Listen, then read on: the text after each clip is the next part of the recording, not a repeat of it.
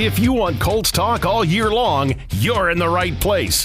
Fires upfield into the end zone, and it's caught. Jelani Woods, touchdown! He's going to fire upfield. It's broken up, tipped, and intercepted by the Colts. This is the official Colts Podcast, giving you an updated look at what's new with the Horseshoes. Colts have it. Interception. 2 seconds left, and the Colts are going to win. In the Indiana Union Construction Industry radio studio, let's get the podcast started. Welcome to the official Colts Podcast presented by Wynn Las Vegas. Okay, guys, JJ Stankevitz, Larra, Overton. A couple of things I just want to get You're off. Jeffrey Gorman. I am Jeffrey Gorman. I want to get off my chest is like that environment that we saw Saturday at Lucas Oil Stadium and the stakes that were on the line from that. It's been a minute. It's been a minute that the stakes have been that high for him, and to go down 13-0 and rattle off 30 straight. You guys, I have to commend you, and I've heard this from other people too. I'm not blowing smoke. Great job by you as a stadium announcer. It was I talked about it on the pregame because Steeler Nation, and they travel so well. Great job by you getting this crowd into it and keeping them fired up. And I also listened to the game with one earphone in here. I didn't realize that. Yeah, you were busy and had a great call. I loved what you were doing. Thank you. Both of you guys were you were excited to be there, and it showed in what you guys were doing. That's all I want to say is commending both of you. Needed that. That was a great win for the fans, great win for the organization, and I want to get to a couple of guys. JJ, I'll start with you. The Tyler Goodsons of the world, the Trey Sermons, DJ Montgomery, like stepping up. Colts fans are going, wait, who is that? Who is that? And doing it when we need it with the, talk about high stakes, and the young guys stepped up. They're talking about next man up. I mean, to have those games just any time in a season, like the guys you mentioned, would be an incredible achievement for each of those guys. But to have them in a playoff-like game, to have Trey Sermon, I mean, Trey Sermon's no stranger to it. He's literally done a game like he had Saturday in that building at Lucas Oil Stadium when he was with Ohio State. But for Tyler Goodson to come up and literally not have an NFL carry before Saturday, and then the burst that he showed, the juice that he brought to the run game after Zach Moss went out with the injury was really remarkable. And then DJ Montgomery dropping the pass, like I was talking about it with Bill Brooks on Instant Reaction after the game, and Bill knows what it's like to kind of go through that adversity as a wide receiver, and he was just like, that could crush you as a wide receiver. You could go and you can fold, but he came right back, caught a 34-yarder, then caught the touchdown. And that just and this is a guy too, Larra, who had literally worked for 5 years for that moment. He came into the NFL as an undrafted free agent in 2019. Wow. And then 4 years later, he drops a touchdown, comes right back, gets his first career touchdown. Well, and I think it was really important for Shane and Gardner to have the conviction to just be like, we're going right back to him. Yep. I think that was one of the best things they did, was to not let it linger, was then to be like, all right, just feed him again, just get him right back into rhythm. And then this was something I noted on the radio broadcast, but Tyler Goodson, Josh Downs, high school teammates at North Gwinnett High School. Nice nugget. In the Atlanta area. How about yeah, that? Nice I know. nugget. So it's really cool to have both of those guys on the field together for a second straight week. They did win because, state, of course, it's because, by the way. Well, in Georgia, there's 19 classes of football, That's true. too. They won one of them.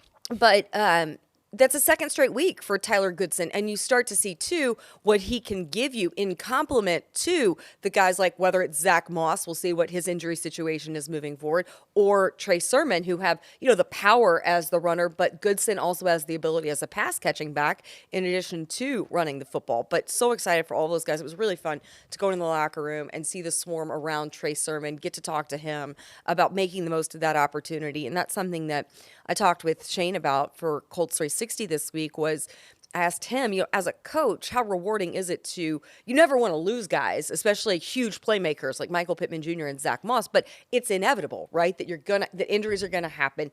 Always next man up, sure. But as a coach, how rewarding is it to see guys, you see them grind, guys who've been on the practice squad, putting it in and day out, that they don't just step in, but they make the most of the opportunity when it's given. He's like, that's all you want as a coach, right? To see those guys have the opportunities, take advantage of them, and show what they're able to do in the NFL. And to see what they're doing right now with two, the third string running backs, basically, their first receiver down as well, and doing it now. Everybody in the city is juiced. And the reason I'm bringing it up is now we scoreboard watch. Now we have fun as far as this AFC South and this wild card. Sunday was supposed to be stress-free. stress-free for me. It was, in fact, not. It wasn't stress-free. Not at all. The best stat that I come up, and you guys will probably come up with better. It's not stat, but fact is, this hot team, this Colts team stays hot, and they rattle off 3 in a row. And Jacksonville loses 1 of their next 3. This team is hosting a playoff game. Mm-hmm. I mean, that's what I'm excited about because they've shown they can rattle off, 4 in a row. They've done that before. But Houston ain't going away either, though. Right, they're there. That's so another thing to think about. It's fun, and I love it because scoreboard watching in the NFL playoffs doesn't get any better. If you would have told me in mid-August that there would be a very real potential that Week 18 Colts-Texans is for the AFC South, Yeah. I would have been like, you're nuts.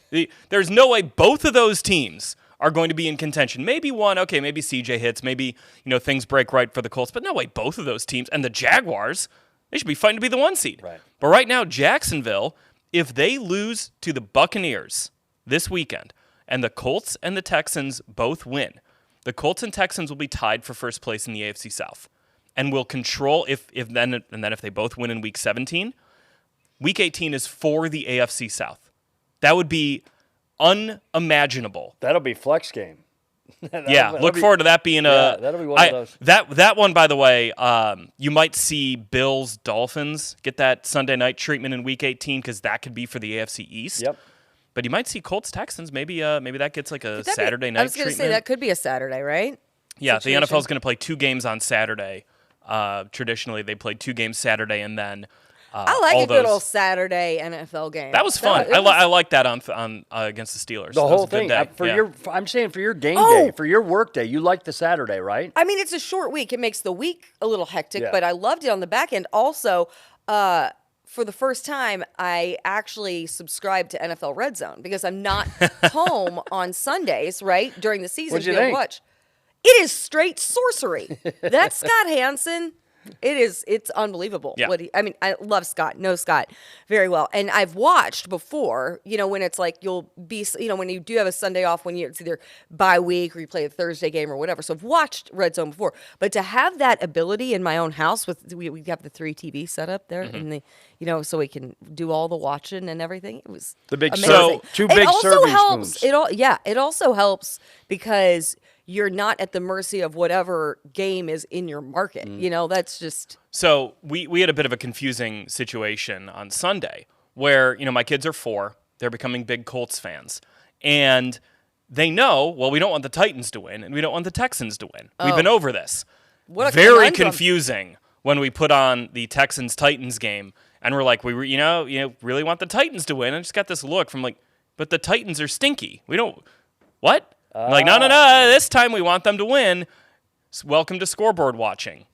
It's fun. It can be a little confusing if you're 4. Yeah. Larra, last week they were stinky.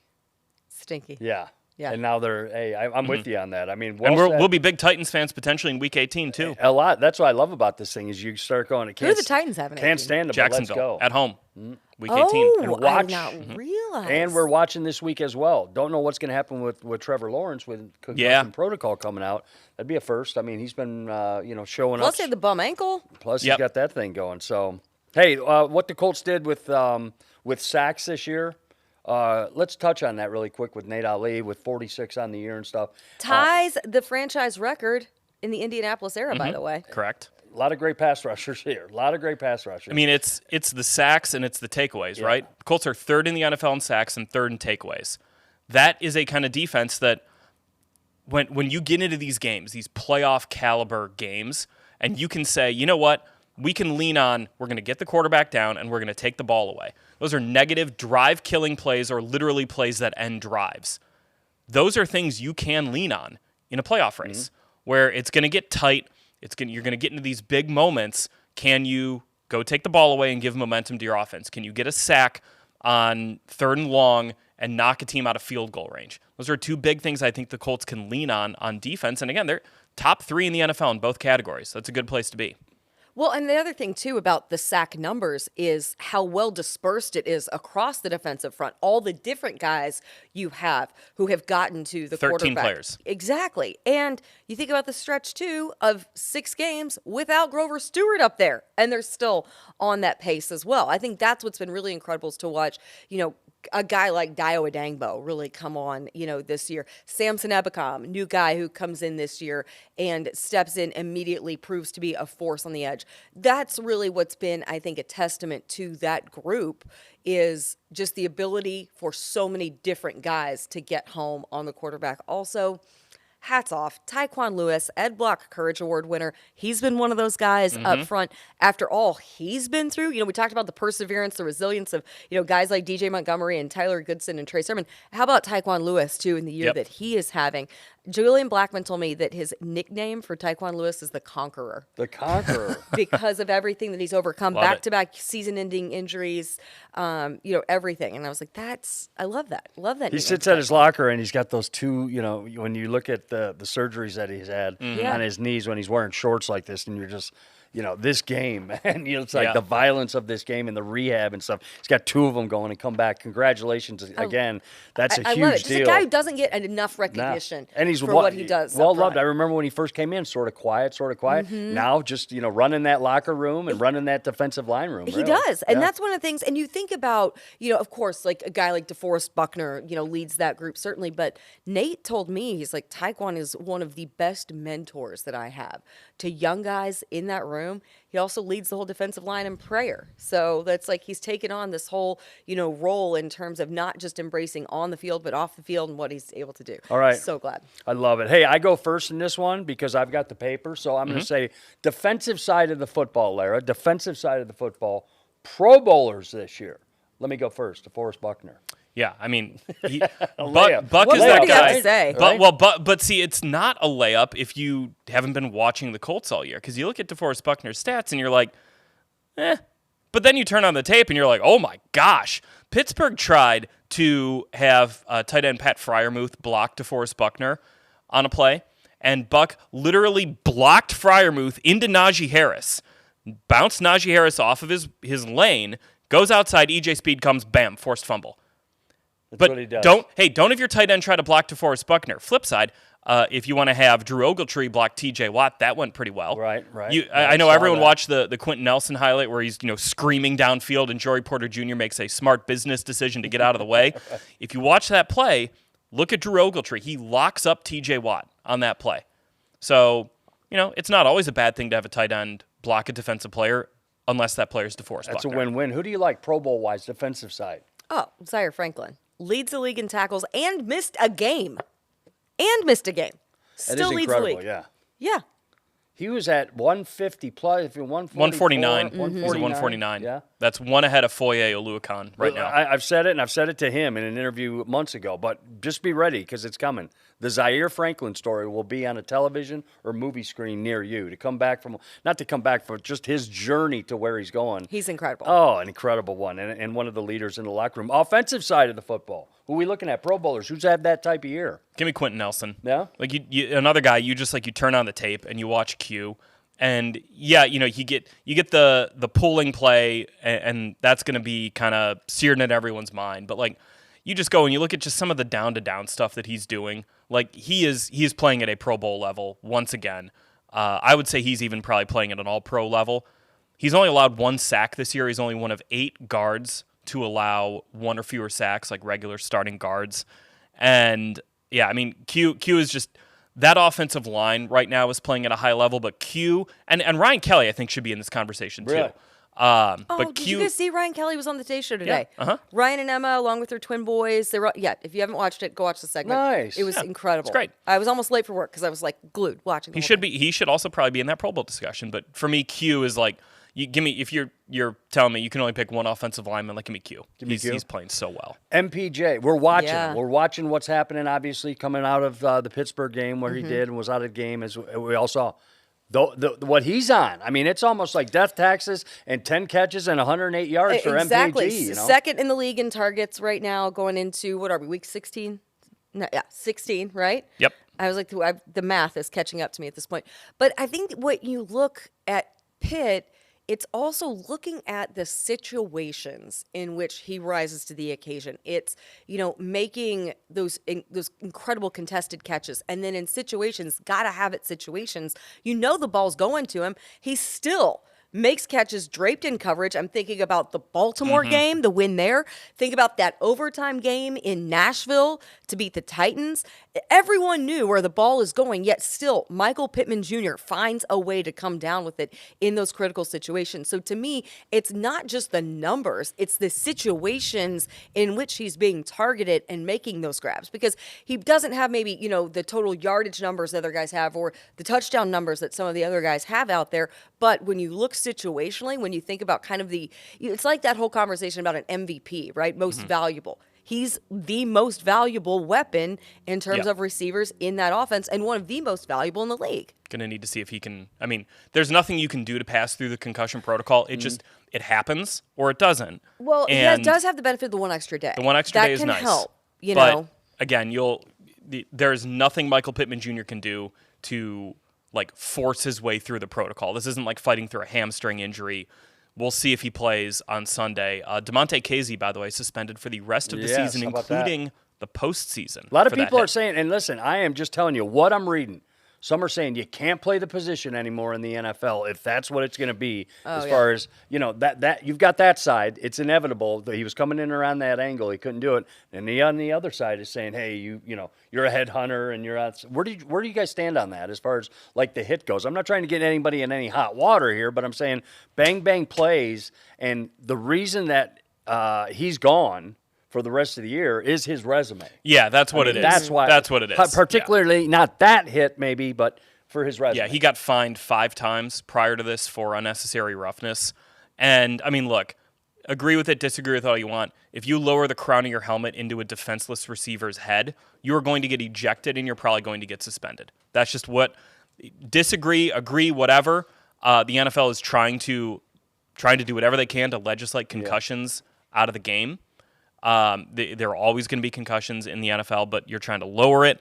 That's one way that they're trying to do it. And ultimately, to me, if you're trying to lower the amount of concussions guys are sustaining in games, that's a good thing. Sometimes the intent doesn't always match the result. So it's kind of a thorny issue, but ultimately that's going to get you suspended and ejected every all right, single well, time. he's gone. MPJ, we need you back. All prayers are up for him on this thing. When we're talking about Pro Bowl, I got to go with this. If the Texans or the Colts here go 3-0 from here on out, that's your coach of the year in the NFL. Wouldn't that be? Kevin Stefanski would be in there too for Dan Cleveland. Campbell up there. Dan Campbell will get some votes, but to me, I mean, you're absolutely right, Jeffrey. What DeMeco Ryans and Shane Steichen do, because coach of the year usually is how much did you exceed expectations? And for right now, people came into the year thinking the Browns are going to be pretty good. The Lions are going to be pretty good. Right. No one came into the year thinking the Texans and Colts are going to be any good. And if you go and you win the division, I love that idea of Week 18. Winner gets the AFC South. Also, the winning coach gets Coach of the Year. And it would probably be deservedly so, because it's not like this year has been easy for the Colts. You lost Anthony Richardson. You didn't have Jonathan Taylor. We've been through all this. You didn't have Grover Stewart. Shaquille Leonard gets released in after Thanksgiving, and all of a sudden, you've had to overcome a lot with the team that no one thought was going to be any good. Right. For the Texans, okay, you got C.J. Stroud, great. He looks awesome. Speaking of the concussion issue too, waiting to see what happens with him. But you won a game without C.J. Stroud. That was impressive. Yeah, gosh. Also, the Titans can't wear those Oilers uniforms ever again. Those are done. Did you see J.J. Watt's comment? Yes. He goes, the uniforms are ours. That's just how it goes. Yeah. They just Right. give them back. All done. Yeah, it was pretty good. But, I mean, Houston's had to overcome some stuff now where Tank Dell's out for the year. That, kind of hurt their offense. Nico Collins has missed some time. Absolutely. I mean, and DeMeco Ryans, all respect to him, because he's got those dudes playing so hard. And you can see kind of like how the Colts, Shane's impact on this team has been he doesn't flinch at anything. Okay, who's up? How are we going to get Tyler Goodson to, average 6 yards a carry? Let's go do it. For DeMeco Ryans, you can see a team that had been just so downtrodden over the last 2 years is now just playing their butts off. And that comes from him. And that game, man, Week 18, that could be so much fun. I can't wait. This is how it is. This is playoff football. It's already started before we're even at the playoffs. Colts fans, always dive in. The latest information is available at Colts.com, at Larra Overton, at JJ Stankevitz. We're going to throw off here a little bit And we're going to go to, JJ, you had a chance to sit down with Brad Spielberger from PFF, talking 2023 Colts, but also the future of this franchise under Shane Steichen and what it could look like in 2024 and beyond. So let's throw to that real quick, and we'll come back and say hi or bye.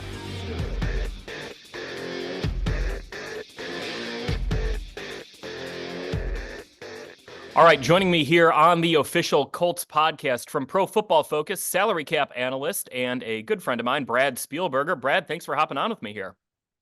Yeah, thanks so much for having me. So I wanted to bring you on just to talk a little bit about the long-term position the Colts are in, where we're kind of so in the weeds here in Indianapolis of being in a playoff run, contending for the AFC South. But you kind of have the bigger picture view that I think is really interesting, because I was listening to the Athletic Football Show with Robert Mays and Nate Tice, who do a great job. And they were both just talking about how, like, if you're a Colts fan, you should be so optimistic about the direction this team is heading. So I wanted to ask you, just kind of to start off, just what do you think of the 2023 Colts, the position they're in right now, the success they're having under Shane Steichen, and some of the things that Chris Ballard has done constructing this roster to be 8-6 right now? Yeah, I think the biggest thing, the jumping off point for me is there was a lot of evidence that Shane Steichen knew how to cater on offense, the talent he had. Give him with a rookie Justin Herbert. You go to Philadelphia, a different talent, obviously still a very good player in Jalen Hurts, but utilize his skill set very, very differently. And both offenses obviously were great. So comes to Indianapolis, you get all excited for, how is he going to use, Anthony Richardson, a lot of zone read and different concepts using his legs, maybe more like a Jalen Hurts early on in his career. Oh no, gets hurt. Now we're going to a Gardner Minshew, who, yes, he knows from Philly, but totally different player. They lead the NFL in RPO rate. They're up there in play action rate. It's just it's a simplified offense, but still a lot of nuance to it, clean execution. And I think you just see the attention to detail. The Steelers game was a perfect example. You get a bunch of injuries, your number one receiver who's having a career year, you lose Zach Moss, so you're down to your third and depth running backs, and you start the second half with a great pin and pull for 20 yards on the right sideline. Like, it's just everything is so clean. All these young tight ends getting worked into the fold. Kind of rambling now. You can tell how excited I am about this team and Shane Steichen. So I think he's been excellent. I would be as optimistic as I could possibly be. He's a Coach of the Year candidate in my eyes.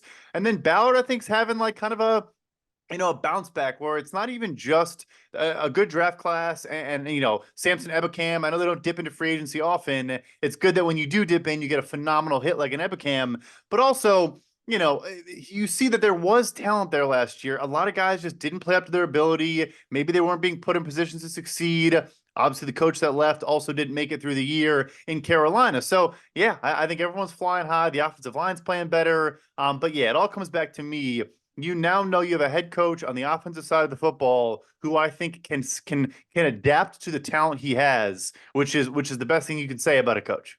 You hit on a couple of things there that I think are really interesting. Talking about Shane specifically and how it's kind of it's simple, but it's not. It's running the same 5 or 6 plays, but you're dressing them up differently. That's something like when you think about other offensive-minded coaches, where so often now that they're coming from the Shanahan tree, right? Where you can look at that offense, you can say, like, that's exactly what that's going to look like as it kind of proliferates throughout the league. Obviously, there's some tweaks, but Shane doesn't come from the Shanahan tree. Comes kind of from like the Norv Turner tree, where he's also worked with a number of different people throughout his career. What has made Shane the right fit, just as an offensive mind, with the collection of players that he has here in Indianapolis? I think here's a perfect example is we do fall in love with trees, and obviously, the Shanahan tree is all the rage right now, and the outside zone that sets up play action, you attack the middle of the field, yada, yada, yada. Sean McVay for the Rams this season is running a completely different offense than he's ever run. They are running a gap-heavy rushing scheme. They're in shotgun way more often than under center. They're just doing different things and utilizing different players, because obviously Matthew Stafford is not Jared Goff. So, like, that's the thing for me is, you want to have a foundation. You want to have something you come back to and your core principles. But really, I do think, and it sounds oversimplified, but it's not an easy thing to do, is really to learning every offseason, stealing ideas from other people, and just kind of incorporating concepts, time and time again. Because yeah, like I don't remember a ton of RPO in LA. I'm sure there was a good bit in Philly, and obviously now, like I said, they're leading the NFL this year in Indy. Would that have been the case with Anthony Richardson? Maybe to a degree, but I think it would have been more tied to QB run than it would be like actually handing the football off. So like that's the thing. I think he adapts so well to these surrounding circumstances. Not just quarterback too. How is your offensive line constructed? Are you have to move guys around because of injuries, things of that nature? That 2021 Chargers O-line was not good. They're pretty good now. Then you go to the Eagles, they're the best offensive line in football. So anyway, I'm rambling again, but yeah, it's just I really think it comes back to just being flexible, and that's what I see when I watch Shane Steichen. When the Colts this offseason went about constructing this roster, they didn't make any changes on the offensive line in terms of personnel. It was the same five that ended last season. They brought in Tony Sparano Jr. to be their offensive line coach. To me, that's been a home run hire, kind of an under the radar, maybe not getting a, nationally, and, the Colts nationally haven't been as discussed as you would expect for a team coming off a 4-12-1 season. But that's been kind of a home run hire to get those guys back to where they've been in years past.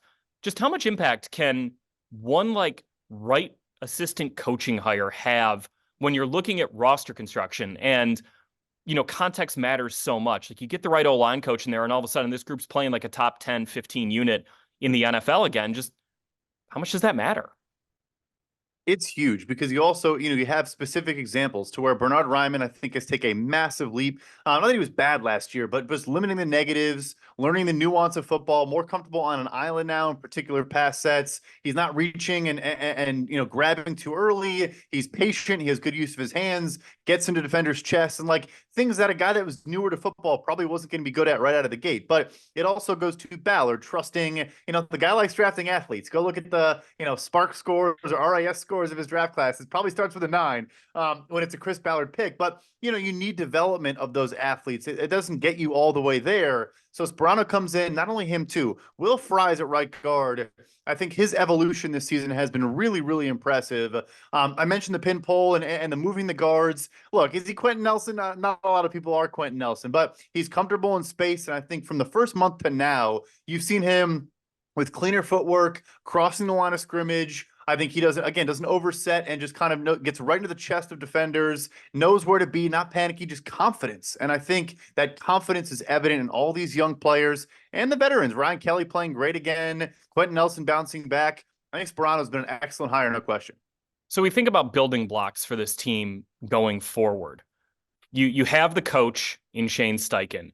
You believe you have the quarterback. We had Chris Ballard on our podcast a couple of weeks ago, and he said, we think we saw enough from Anthony to know how to build around him going forward. Where else does this Colts team have building blocks that kind of lead to the optimism that, you and so many other folks are talking about for this team going forward? So I do think the offensive line, you've had a couple guys already, but Braden Smith and Quentin Nelson, obviously got to get healthy, but should be here for a couple more years. Ryan Kelly now probably maybe you keep him in the fold. So that's a great unit to have up front for Anthony Richardson.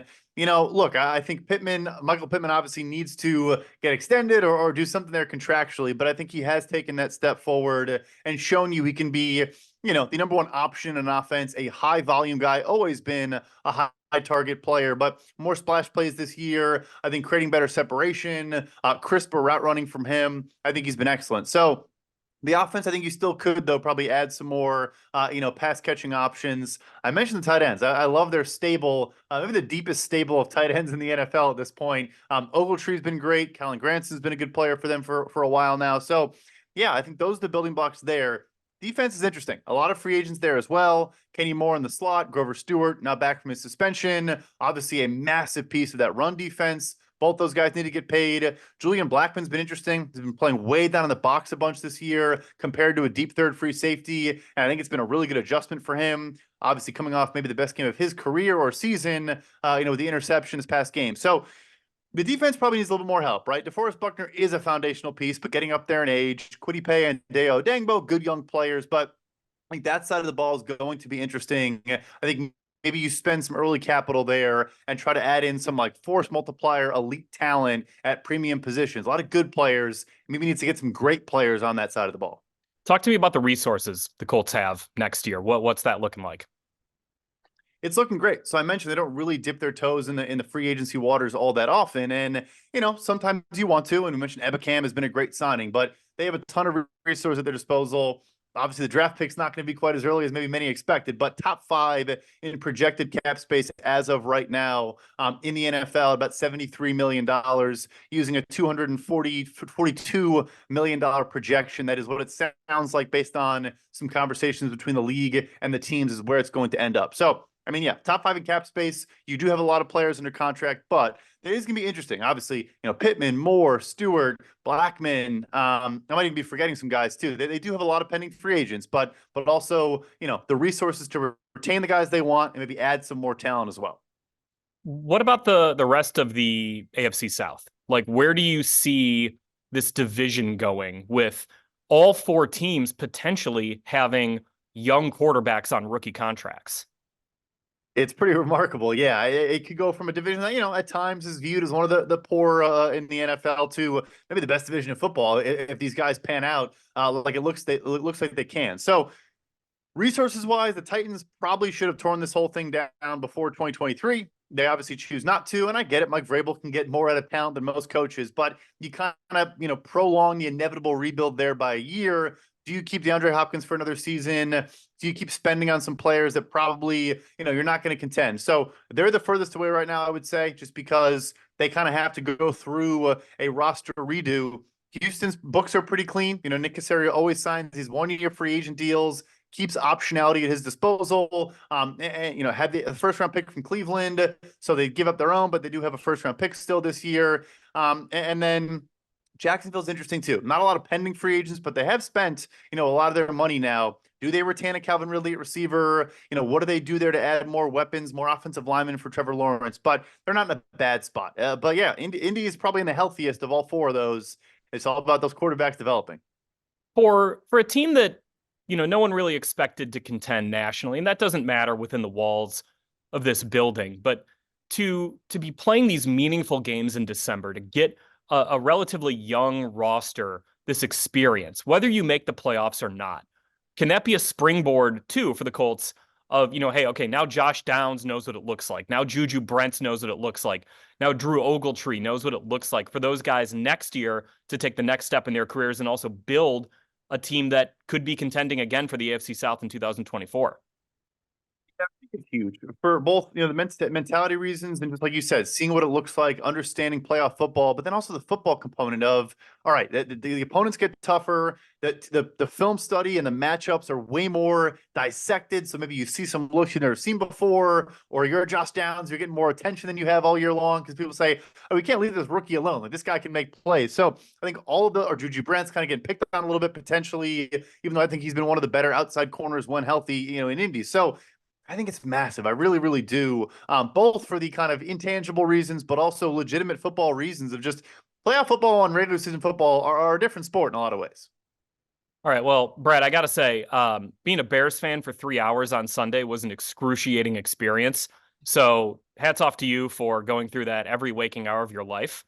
Watching that Browns game, rooting for the Bears was a little tough experience for us here in Indianapolis.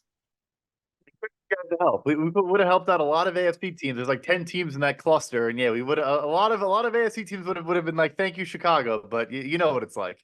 All right. Well, Brad Spielberger from Pro Football Focus, thanks for joining us here on the official Colts podcast. We'll catch up with you here soon. Sounds great. Thank you.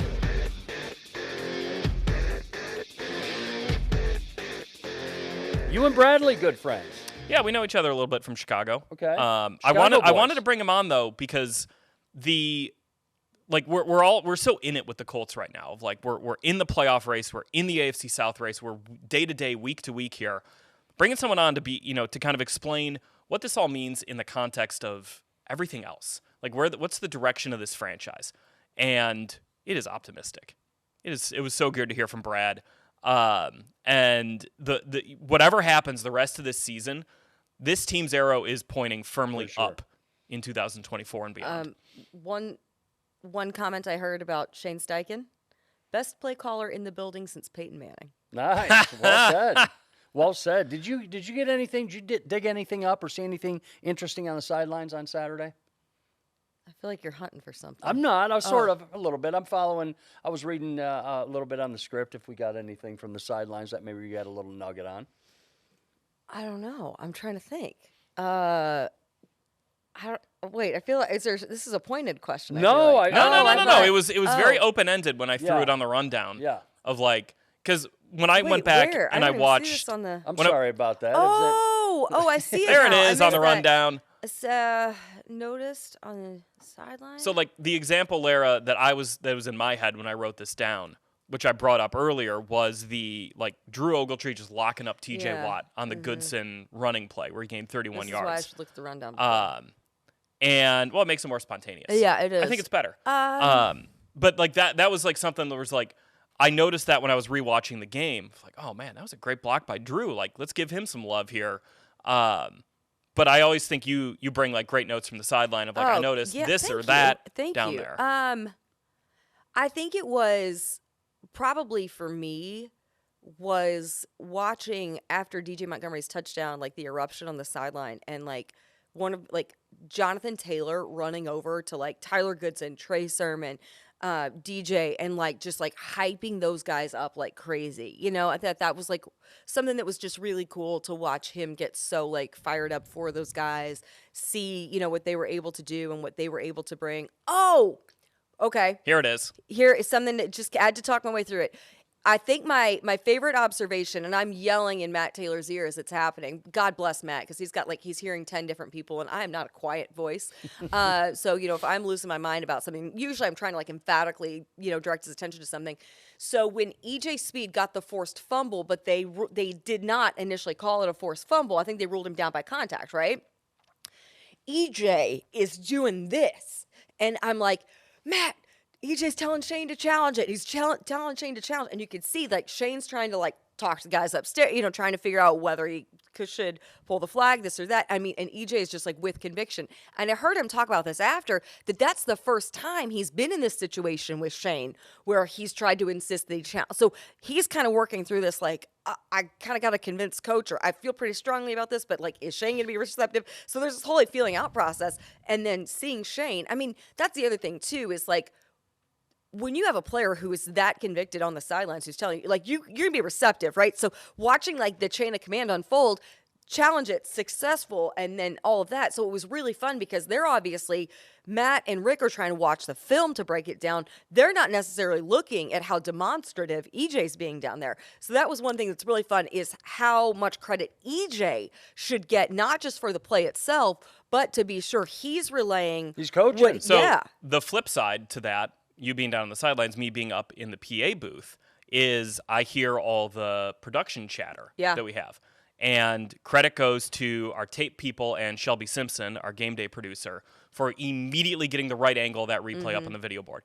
Everybody in the stadium, whether you were on the field or in the stands, knew that was a fumble immediately. Great job. Really good job on that. The game day crew is amazing at Lucas Oil Stadium, and big games await. How about New Year's Eve game? I mean, that's what we're talking about. Going down to Atlanta, which is coming up in a couple of days, and it's going to be tough. That's a team that's also looking to sneak into the playoffs somehow, some way. But you're followed up by the Raiders after that, and you're followed up by the Texans. So big football awaits for the Indianapolis Colts and for the fan base. Got to keep it going when we do have a home game, because that crowd against the Steelers made a slight difference. I'm sorry. It definitely helped out the home team. So for JJ Stankevitz, for Larra Overton, I am Jeffrey Gorman. We will do this week in and week out because the push is coming for the playoffs. By the way, happy holidays to both of you guys, and have fun with your families and make a snowman if you get a little snow on Christmas, which it's not. Doesn't look like that's going to happen here. No. Maybe for our listeners in Iceland. Ho, ho, ho.